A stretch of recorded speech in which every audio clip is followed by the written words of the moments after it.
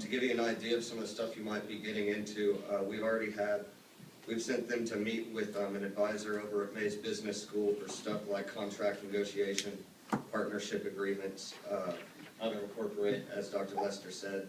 And another one that keeps coming up is immigration law. That's something that people are finding a hard time getting some solid answers on. How do international students interact with their startup business or profit sharing or equity, ownership? So what we generally do now is whoever's willing to meet with one of our client teams or a representative from their team, we have the client team research what their options are to the best of their ability, show up to the advisor, and basically ask which option they think is the best one to go with. Oftentimes the legal advisor might have another option that they didn't know about already, but they're expected to show up with some knowledge so that you don't have to sit there and necessarily teach them. So we're looking mostly for just whatever enough time that you're generous enough to offer, and then that's about it. So it'd mean a whole lot to us, and I'm going to turn you over to Keith Pattison, who is a new member of the Student Senate, and as a client, he can let you know from his personal perspective his needs. Howdy. Okay. My name is Keith Pattison. I'm a junior computer science major here at Texas A&M, and also the Chief Operations Officer of my own student startup, Albedo Analytics. I co-founded it with two of my fellow Aggie students, and I guess just a quick overview of what we do is we simplify the customer feedback management. We simplify customer feedback management by providing businesses with an enterprise quality web application to create, deploy, and analyze customer feedback surveys via text messaging. And about 6 months ago, when I started my own company, I called my dad and I told him, and I thought, oh, he's gonna be really excited.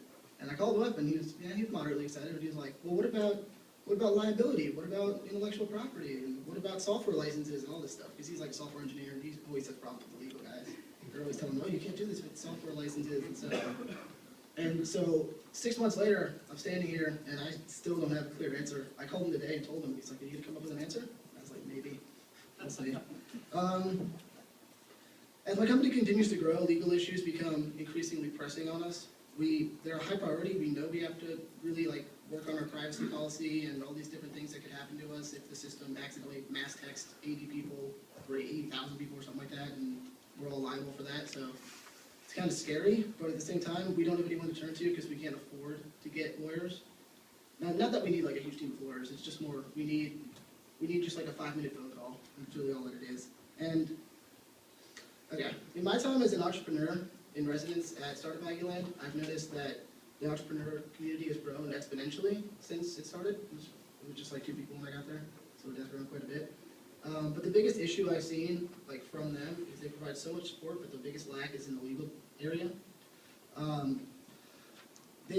meet a lot of potential student entrepreneurs, my friends, people I talk to, and they always say, well, I've got this great idea. I met this kid with this awesome idea. I can't tell you because he'll kill me.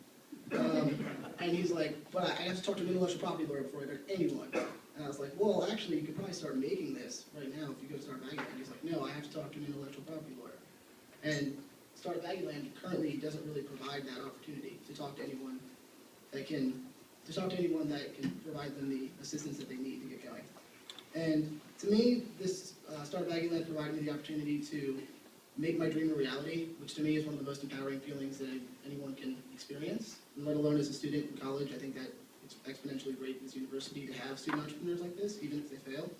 And it kills me that the biggest hindrance to them, and not so much me, but just anyone that wants to come, is that they don't have free legal advice, I guess, or just any support legally. Okay. Thanks again.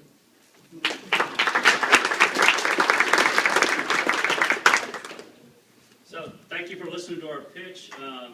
And Keith's getting pretty good. He already did an advertisement for his business while he was up here. So you know your audience. That's a good deal. Do you want us to take some questions, or we're happy to if there are any?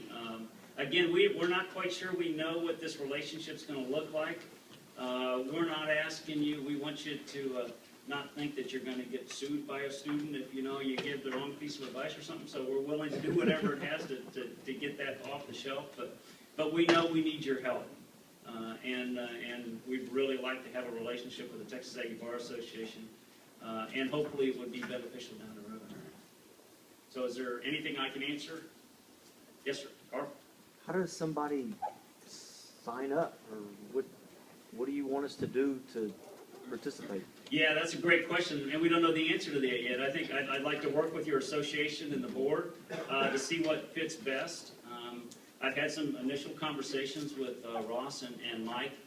We're not quite sure how you want to do that, where you do it as an individual. We go through your website. I think we're still doing that, but if you would like, all of you can come and get a hold of me. What contact do we have on the flyer? Okay, you can send an email to that info at Startup Aggieland, and we'll answer that.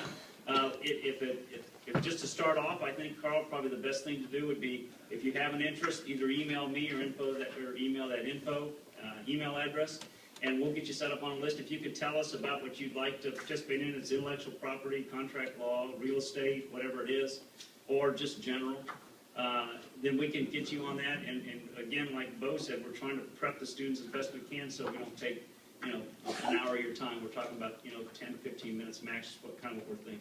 Yes, ma'am. This is also an opportunity to partner with the law school, especially as we move to IP focus. That's a great idea. So I'd be happy to talk with you about ways that we can integrate some of that work now with our clinical opportunities and students that are working at the Jersey Bar Cards with other attorneys. That's a great idea. And I've run into some incubators that have relationships with their law schools.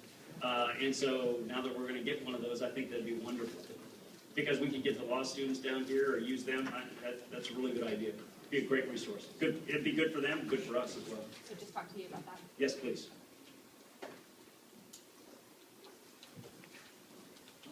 Okay. Thank you very much for the opportunity.